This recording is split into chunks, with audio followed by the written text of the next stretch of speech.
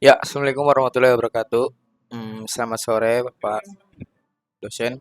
Perkenalkan nama saya Firdaus Bianto dengan NIM SSI 2023-03372 dari program studi Sistem Informasi Sistemik Video Utama. Ah, pada kesempatan kali ini, saya akan mempresentasikan tugas mengenai sistem pendukung keputusan pemilihan penerima beasiswa menggunakan metode AHP dan TOPIS. Pada pendahuluan, beasiswa merupakan bantuan pendidikan yang diberikan kepada mahasiswa agar dapat mendukung kelancaran proses belajar. Namun, dalam pelaksanaannya jumlah pendaftar biasanya lebih banyak dibandingkan kuota yang tersedia. Oleh karena itu, diperlukan suatu sistem yang mampu membantu proses seleksi agar lebih objektif, cepat, dan transparan.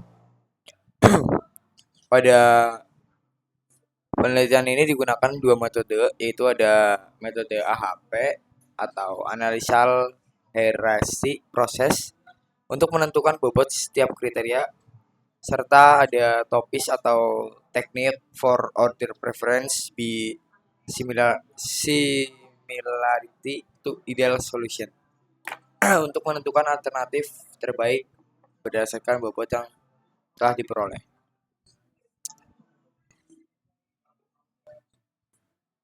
Uh, berikutnya ada rumusan masalah dan tujuan. Rumusan masalah pada penelitian ini adalah bagaimana menentukan calon penerima beasiswa secara objektif berdasarkan beberapa kriteria menggunakan metode si AHP dan TOPSIS. Adapun tujuan penelitian di sini adalah membantu pihak kampus menentukan mahasiswa yang paling banyak menerima beasiswa berdasarkan berbagai aspek penilaian, sehingga keputusan yang dihasilkan menjadi lebih adil dan akurat. Dan ada manfaat juga, sistem ini membantu proses seleksi menjadi lebih cepat, objektif, dan transparan. Terus ada alternatif dan kriteria. Alternatif dan kriteria pada penelitian ini terdapat 5 alternatif calon penerima beasiswa, itu ada Andi, Budi, Citra, Dinda, dan Eko. Penilaian dilakukan menggunakan 5 kriteria, yaitu ada IPK, penghasilan orang tua, jumlah tanggungan orang tua, prestasi akademik atau non-akademik, dan yang terakhir ada keaktifan organisasi. Perlu diketahui bahwa penghasilan orang tua merupakan kriteria cost, sehingga semakin kecil nilainya semakin baik. Sedangkan kriteria yang merupakan benefit, artinya semakin besar nilainya semakin baik.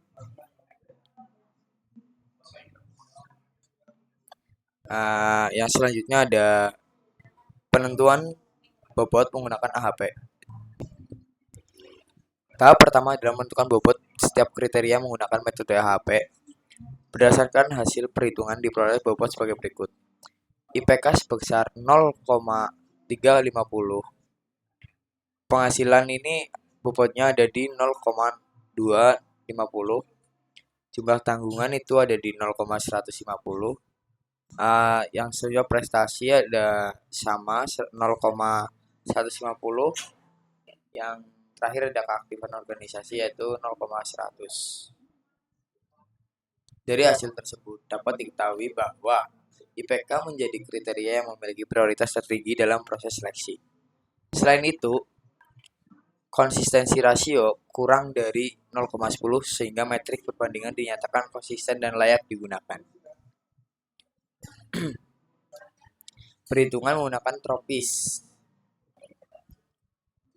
Normalisasi matriks keputusan, pembentukan matriks normalisasi terbobot, penentuan solusi ideal positif dan negatif, perhitungan jarak terhadap solusi ideal, dan terakhir menghitung nilai preferensi setiap alternatif. Melalui tahapan tersebut diperoleh nilai akhir yang digunakan sebagai dasar penentuan peringkat calon penerima beasiswa. Yang selanjutnya itu ada hasil perankingan. Berdasarkan hasil perhitungan Tropsis diperoleh urutan sebagai berikut. Peringkat pertama adalah Eko dengan Nilai preferensi 0,5096. Peringkat kedua ada Dinda dengan nilai 0,589, dan yang ketiga ada Budi dengan 0,536. Kemudian ada Andi di 0,414. Kemudian yang terakhir ada Citra di 0,390.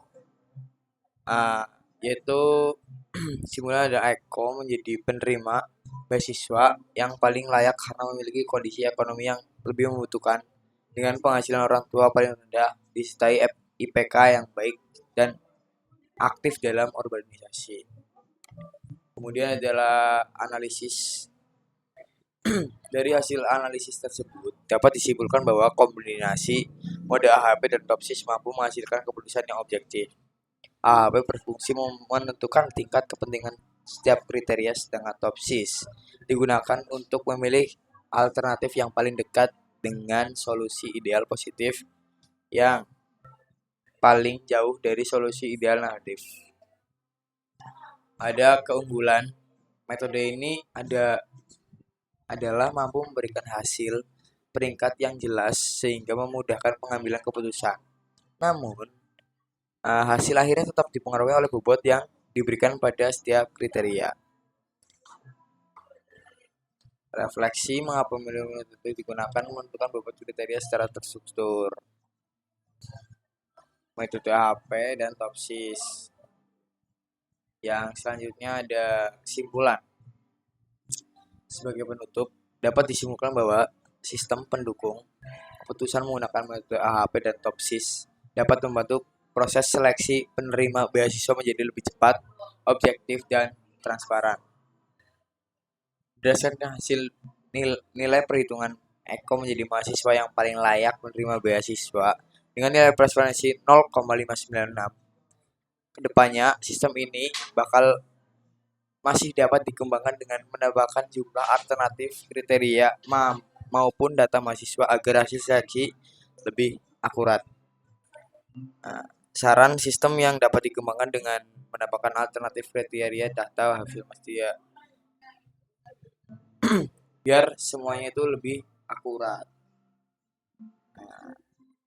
Ya sekian, demikian presentasi dari saya. Terima kasih atas perhatian Bapak dosen. Wassalamualaikum warahmatullahi wabarakatuh.